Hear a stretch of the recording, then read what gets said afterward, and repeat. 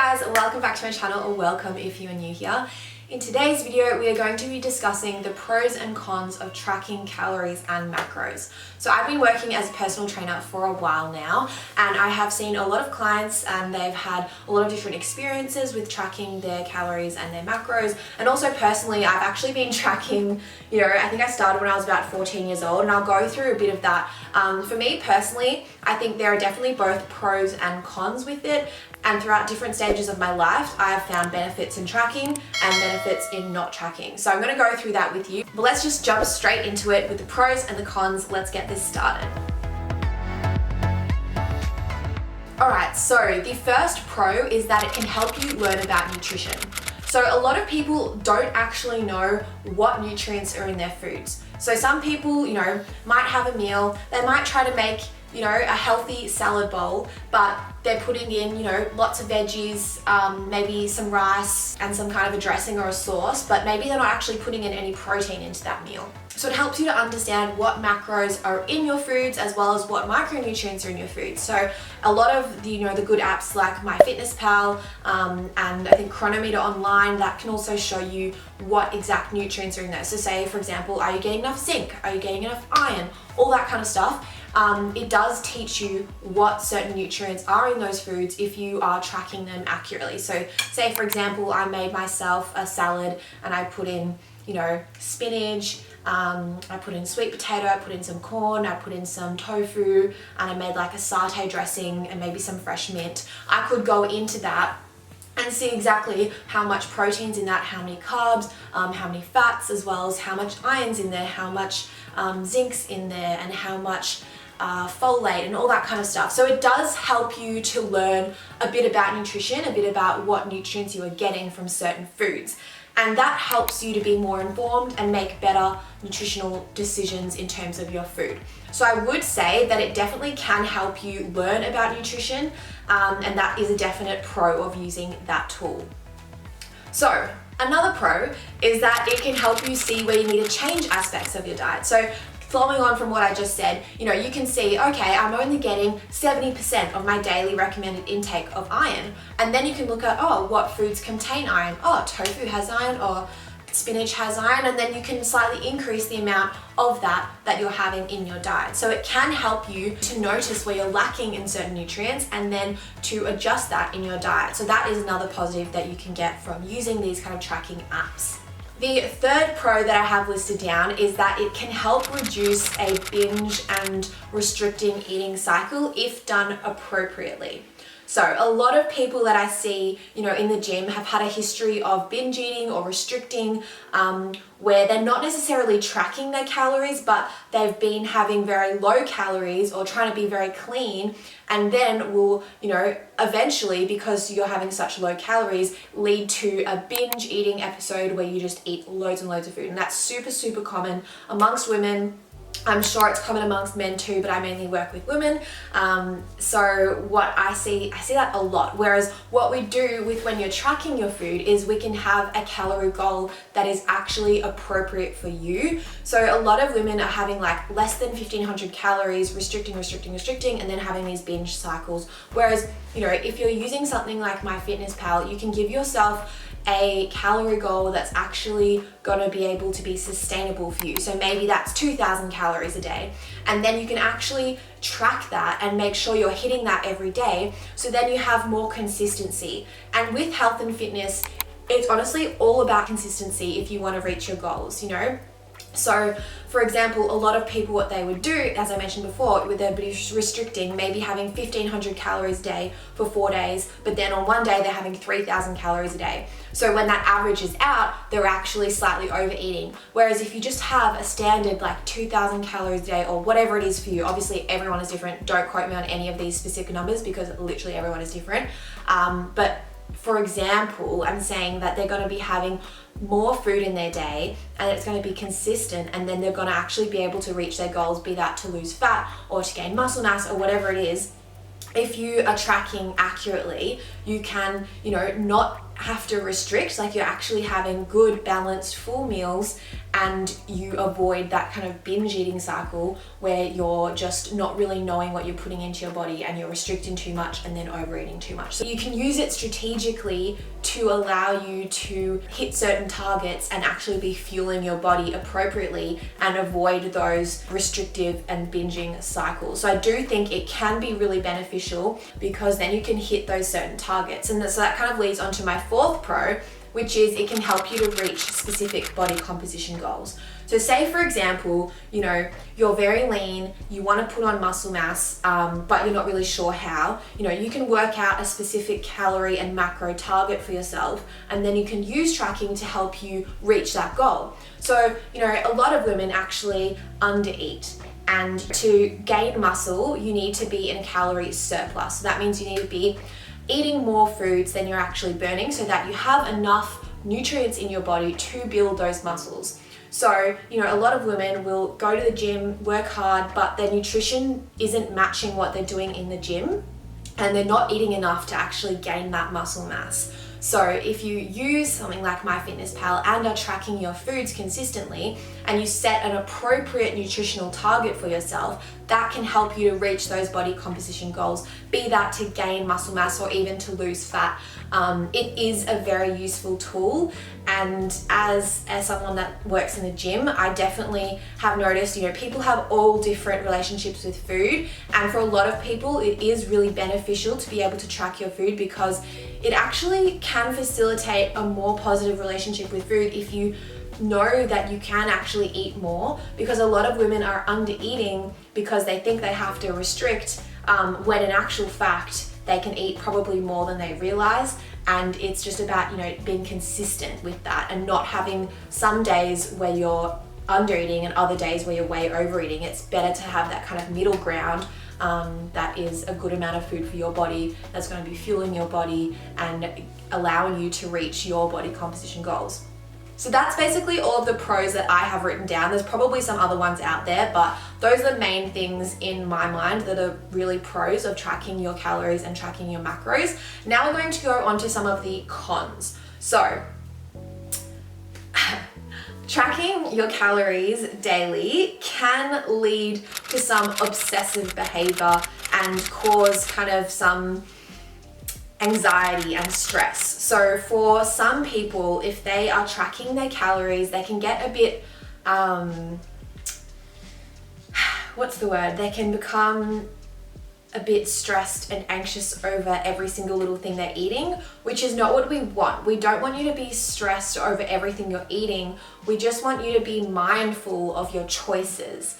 So yeah, for some people who have those obsessive tendencies, it's probably not the best thing for you. And something that might be better for you is like going to see a nutritionist or a dietitian who can give you, a meal plan that has some like healthy meal options that you can incorporate into your diet and not to have to track it every single day. So yeah, if you do have those kind of more obsessive tendencies, I don't think it is the best option for you because you don't really want to get bogged down in like the nitty gritty exact numbers. Like it's just to have a guide really, and to like be close to your goals is what you want. You don't need to actually like super be like finally being like, oh, I can only have, I need to have an extra 2 grams of this, or I need to, have 2 grams of this. Like that's not what we want. So if you do have that like obsessive, predisposition, potentially tracking your calories and tracking your macros might not be right for you because it's going to cause you extra stress and anxiety, which obviously isn't good for your overall health.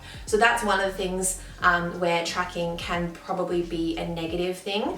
Another one is that it can confuse you more if you don't have anyone looking at it and helping you. So for a lot of people that I've seen track their calories in the beginning, they're tracking them completely wrong. So a lot of people, say if you go out for a meal, or if someone cooks you a meal, a lot of people like can input that data completely wrong. So, for example, maybe you went out and had a burger. Someone might put that in as 200 calories when it's actually 600 calories, or someone might put it in as 1,000 calories when it's only 600 calories. So if you don't have anyone kind of monitoring your tracking, it can actually cause more problems because you can be logging it incorrectly and then, looking at it and thinking, wow, I'm eating so much, or wow, I'm eating nothing, and then try change things without actually having accurate data in there.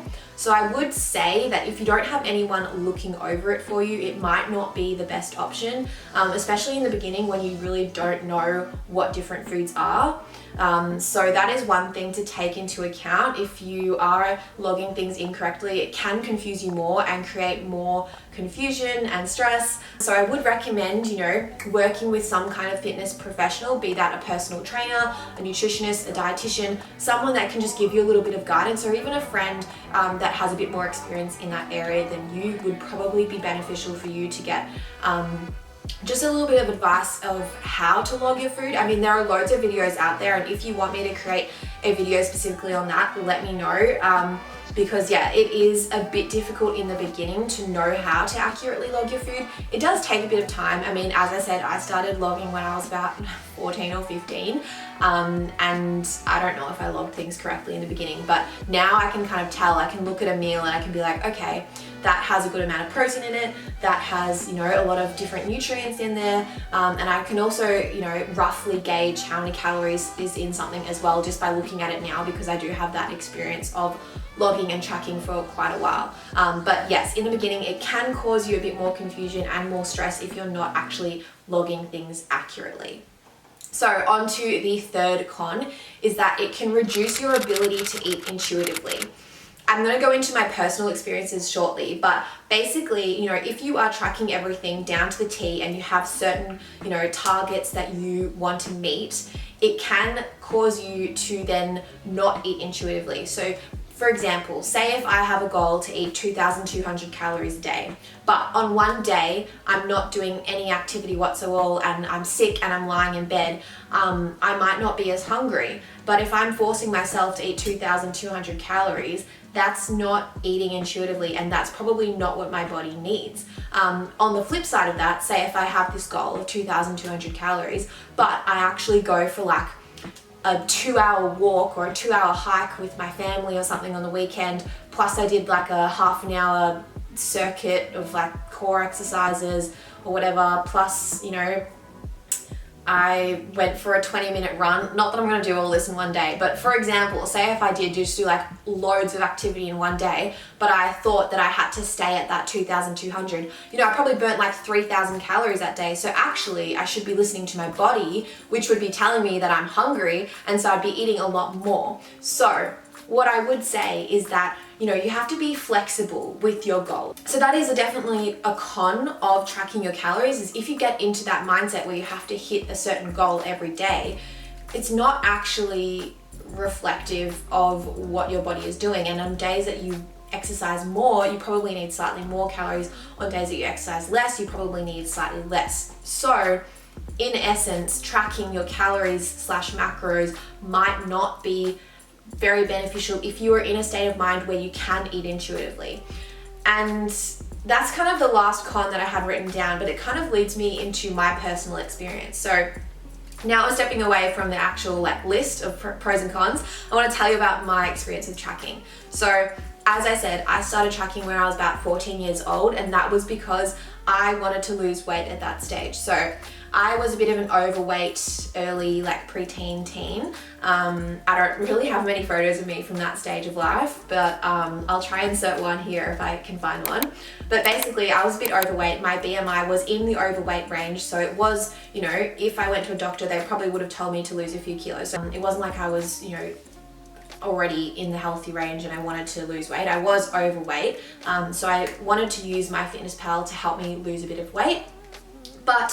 And I think in the beginning it actually did work quite well because I was more mindful of my food decisions. I was steering away from, super processed, super deep fried, chocolates and stuff like that, which I used to eat a lot of. So in the beginning, I think it was beneficial because it was helping me to be more conscious of my food choices. And I tracked for a while. And at one stage, I think when I was about 15, I got down to quite a low weight.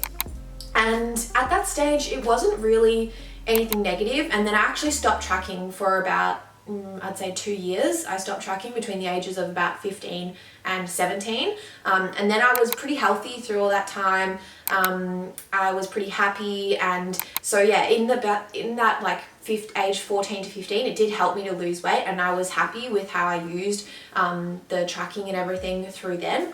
But then when I got to about the age of 17, I'd actually gained quite a bit of weight over a year because, you know, I was busy and wasn't really thinking about food too much. And then when I got back into tracking at that age of 17, that was when it turned into an unhealthy relationship with tracking. So I got into a pretty bad headspace where I was tracking every single thing I ate, and I was trying to stick to a really low calorie diet. Yeah, I don't even want to say how low calories it was because it was like really low calories and really not good. And yeah, I was definitely a bit obsessive with, you know, tracking everything. I was also a bit obsessive with weighing myself, which obviously is not good as well. You really only want to weigh yourself like once a week maximum, if not like once a fortnight or once a month. You really don't need to be weighing yourself every day. But anyway, so I was in a bit of a negative mind frame then, and I do think that, you know, tracking for me at that stage was not good because I was using it as a restrictive, like to help me restrict my diet, which yeah, that was definitely not good. But I was very young at that stage, and I definitely didn't have any experience with, you know, fitness and intuitive eating. I didn't even know what intuitive eating meant. Yeah, I was very naive and I was using it in the wrong way.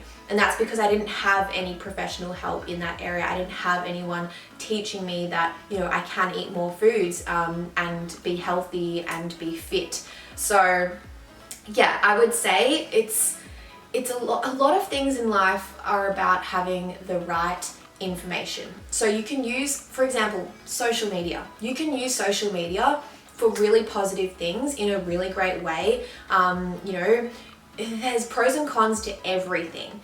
And now when I track food, I'm in such a great headspace with food. I try to eat intuitively. I track, you know, maybe I don't know, I don't track every day anymore. I track maybe once a week or like a couple of days every month, just to kind of see where I'm at. I am trying to increase my calories at the moment because I want to be gaining more muscle. So I'm eating like way more calories than I used to eat. I'm trying to use my food to fuel my performance and to fuel gaining more muscle. So yeah, I'm in a really good headspace with food and tracking calories and tracking macros and all that kind of stuff. So now if I track, it actually is beneficial to me because I'm kind of seeing where I'm at, seeing what I'm eating, and, you know, using it as a tool to see, oh, maybe I should increase my calories, rather than, you know, when I was 17 and I was in that more restrictive mindset. So yeah, it obviously depends on the individual, and I can't tell you, because obviously this is a generalized video, like I can't tell you if it's right for you or not, but I do think there are pros and cons, and you really have to think about, you know, what stage you're at in your journey. Are you in a stage where you don't know much about nutrition at all and you have been in that like restrictive mindset? If you're in that stage, it's probably not the best tool for you. But if you're in a stage where you're already, you know, like eating pretty intuitively, and you have specific like body composition goals, like you want to gain muscle, or you want to lose like X amount of fat for X period of time, and you're, you know, are overweight and you need to get into that healthy weight range for your health, then I think it is a good tool because it can help you get that consistency, and it can help you reach those specific goals. But I think if you're using it, you know, in that kind of more restrictive mindset, and if you don't know much about nutrition, and if you're not actually wanting to better yourself, if you're just doing it for, I mean, I wouldn't say the wrong reasons, but if you're doing it without good nutritional information and good nutritional knowledge, then I think it can be a bit risky to get into. So yeah, I think it is a good tool. I think, you know, when I've used it with clients at the gym, they have seen good, like really good results, because they are, like, we can look at their calories and we can look at their macros, and I can say, oh, you're not eating enough, like you need to increase how much you're eating, or oh, you're skipping meals. Why are you skipping meals? So yeah, as I said, like if you're doing it with a personal trainer or with a dietitian or a coach or someone that can actually give you helpful tips, then I think it is actually really beneficial, because you're going to be learning from that. And for example, like, you know, with my clients, if they don't track for a few days, I don't know what they're doing. So like, for example, I had one client who would track during the weekdays and then wouldn't track on the weekends. And so I didn't know if they were eating more on the weekends because they were like not hitting their calorie targets during the week. But I couldn't give them, you know, proper advice because I didn't know if they were actually then overeating on the weekends. And so only once they started tracking every day could I actually give them proper advice. So I do think there are pros and cons. For me personally, I am in a good relationship with my food and my nutrition, and I use it as a helpful tool to help me see where I need to improve on in my diet, or where I need to increase things, like maybe I'm not eating enough protein on certain days, or maybe I'm not eating enough iron, and then like maybe I should be taking an iron supplement, or maybe I should be including more iron-rich foods into my diet, like things like that. It is positive for me, and I'm using it in a good way where I'm, you know, it's actually helping me and helping me to get to my goals. But if you are in a space where it's causing you stress, causing you anxiety, or it's just not, it just might not be the right time for you to use it. So I'm sorry that I've rambled on a bit, but basically I just wanted to give a bit about my experience, and, you know, list those pros and cons. I hope this video has helped you in some way to gain a bit of clarity as to whether, you know, tracking is right for you. It definitely isn't right for everyone, and it might just be not right for you right now. Maybe it will be right for you in a couple of years' time when you're in a better kind of mind frame and better relationship with food, and then it can actually be a tool to help you, but maybe it's just not right for you now. So just have a think, reflect, talk to a health professional or a fitness professional that can give you more personalized advice. But yeah, I hope this video has helped you in some way. I also wanted to mention, if you haven't checked out my website already, I recently started a business called Strive Athletica where I sell fitness products for women. So definitely check that out if you haven't already. I will leave the link in the description box below. We have foam rollers, which are here, as well as core sliding discs and fabric resistance bands. I also have a banded workout guide ebook, which you can buy in a bundle with the bands for a discounted price. Anyway, you can check that out on the website. But I hope you are having the best day, and I'll see you guys soon. Bye.